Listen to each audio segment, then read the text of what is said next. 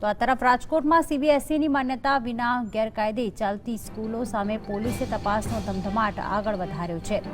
તપાસનો રેલો દિલ્હી સુધી લંબાયો છે। અજમેર બાદ પોલીસ દિલ્હી સુધી તપાસ કરશે।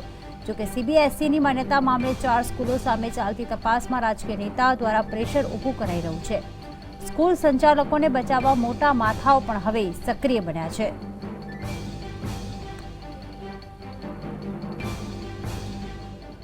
તો સીબીએસઈ સ્કૂલોના સંચાલકોને બચાવવા હવે અનેક મોટા માથા સક્રિય બન્યા છે। ઉલ્લેખનીય વાત એ છે કે રાજકોટની 4 સીબીએસઈ સ્કૂલોને કોઈપણ પ્રકારની સીબીએસઈનું સર્ટિફિકેટ નહીં હોવાની વાત બહાર આવી હતી ને તપાસનો રેલો અજમેર સુધી પહોંચ્યો હતો અને હવે દિલ્હી સુધી આ તપાસ લંબાવવામાં આવી છે। વધુ માહિતી આપી રહ્યા છે અમારા સંવાદદાતા મયુર જણાવશો કે અજમેર બાદ હવે દિલ્હી સુધી પણ તપાસ લંબાવાઈ છે, પરંતુ આ તરફ આ મોટા માથાઓને બચાવવા, સ્કૂલના સંચાલકોને બચાવવા હવે રાજકીય ગતિવિધિઓ પણ તેજ બની ગઈ છે। શું છે વધુ વિગતો? જે પ્રકારે સીબીએસઈનો મામલો સામે આવ્યો છે ત્યારબાદ હવે પોલીસ એક પછી એક પગલા સચોટ પુરાવાઓ એકત્ર કરવા માટે લઈ રહી છે। ખાસ કરીને અજમેર ખાતે જે રિજનલ સેન્ટર આવેલું છે, સીબીએસઈની માન્યતા અંગે જે સ્કૂલ સંચાલકોએ પોતાનું નિવેદન દીધું હતું કે તેમની એપ્લિકેશન કરેલી હતી અજમેર ખાતે, તો સૌપ્રથમ અજમેરની અંદર તપાસ કરવામાં આવી હતી। અજમેરનું જે સેન્ટર છે ત્યાંથી કેટલી સ્કૂલોએ માન્યતા માટે એપ્લિકેશન આપેલી હતી, કેટલીને મંજૂરી મળી છે, ક્યારે મંજૂરી આપવામાં આવી હતી, સમગ્ર જે દસ્તાવેજી પુરાવા છે, રિપોર્ટ છે, એ પોલીસે કબજે કર્યો હતો અને ત્યારબાદ હવે વડી કચેરી જે દિલ્હી ખાતે સીબીએસઈની આવેલી છે ત્યાં પોલીસની એક ટીમ પહોંચવાની છે થોડા સમયની અંદર।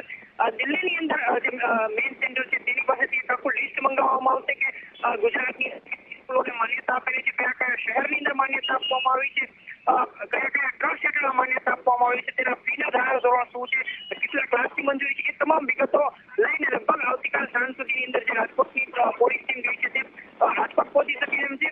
બીજી તરફ એ પણ વાત સામે આવી રહી છે કે કેટલાક રાજકીય માથાઓ છે, પછી રાજકોટ શહેરના હોય કે પછી ગાંધીનગરના હોય, તેમના પોલીસ ઉપર એક પ્રકારનું દબાણ લાવવામાં આવી રહ્યું છે કે પોલીસ તપાસને પ્રભાવિત કરવામાં આવી રહી છે, તેવું પણ જે સૂત્રો છે તેના તરફથી જાણવા મળી રહ્યું છે। ખાસ કરીને જે 4 સંચાલકો છે તેમાંના મોટા માથાઓના કનેક્શન રાજકીય નેતાઓની સાથે છે, ટ્રસ્ટીઓના કનેક્શન રાજકીય નેતાઓની સાથે છે અને તેમને બચાવવા માટે રાજકીય નેતાઓએ હવે પોતાની વગરનો પોતાના હોદ્દાનો ઉપયોગ શરૂ કર્યો હોવાનું પણ માનવામાં આવી રહ્યું છે, પરંતુ પોલીસ એક પછી એક કાગળ ઉપર દસ્તાવેજી પુરાવા એકત્ર કરી રહી છે। એટલે એવી રીતે કહી શકાય કે જે પ્રકારે જો પુરાવા પોલીસ પાસે સચ્ચાઈ મળશે તો આ પછી ધરપકડ થશે તો કોઈને જામીન પણ નહીં પડે। મહત્વની બાબત એ પણ છે કે રાતોરાત ધરપકડ કર્યા બાદ રાતોરાત પોલીસ સ્ટેશનમાંથી જામીન આપી દેવાની ઘટનાના ઘેરા પડઘા પડ્યા હતા અને આ જામીન આપવાના પ્રકરણમાં પણ કેટલાક રાજકીય નેતાઓની ગુંડી ભૂમિકા હોવાની પણ ચર્ચા શરૂ થઈ હતી।